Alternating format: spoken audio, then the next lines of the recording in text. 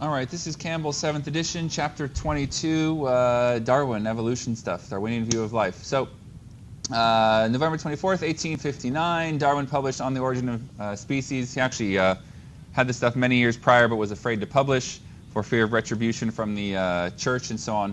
But 1859 was a big year. So, On the Origin of Species basically directed attention to the diversity of organisms and why there was that diversity, how it came about. So there were two major points. Many of the species inhabiting the Earth are descendants of ancestral species. And then he proposed natural selection, the mechanism by which things change.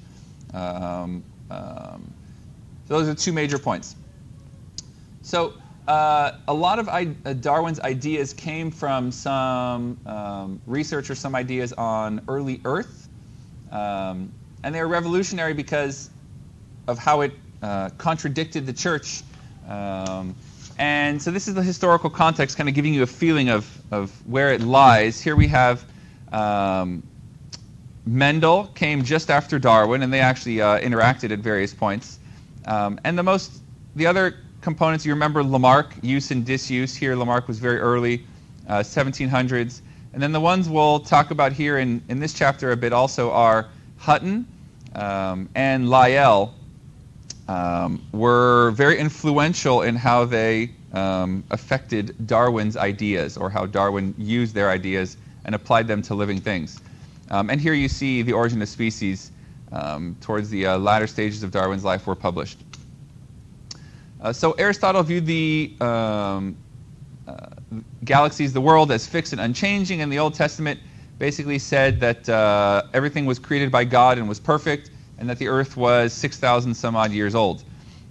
Linnaeus, who's the father of taxonomy, basically said that he classified life for the greater glory of God. So everything was basically for God. That was Linnaeus early on. Now, fossils, Cuvier, and catastrophism. Here we have the groundwork for Darwin's ideas, those being fossils. And they're usually found in sedimentary rock, which can appear as layers, or sedimentary strata, where you see differing types of rocks, such as here in the Grand Canyon, or if you like, when you're on the beach at Torrey Pines Beach, you can look up and see the different strata, the different layers of rock from different ages. So Cuvier was a paleontologist. He kind of developed the field of paleontology, began studying fossils.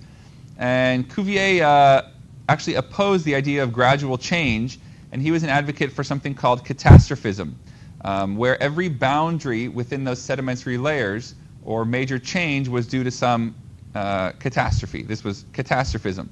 But this was applied largely to why he saw differences in those fossils, kind of the beginning stages, if you like, the groundwork for Darwin. Now, gradualism is the idea that things change very slowly over time.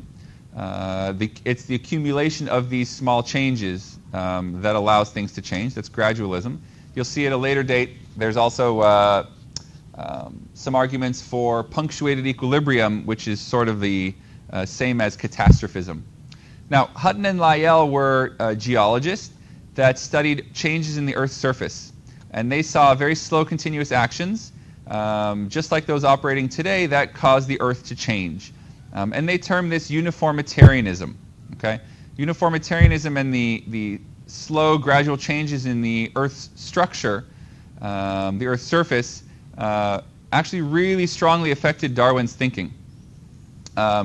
Before Darwin, there was Lamarck, who said this idea of use and disuse, that if you used something, that it would be passed on to your offspring, and if you didn't use it, it would slowly fade away and you wouldn't pass it off to your offspring. So I kind of describe this as Arnold Schwarzenegger used his big muscles a lot, and so when he had children, his children should have been born with very big muscles. Now, previously Lamarck's theories were unsupported by evidence. We know largely now that Lamarck wasn't entirely wrong.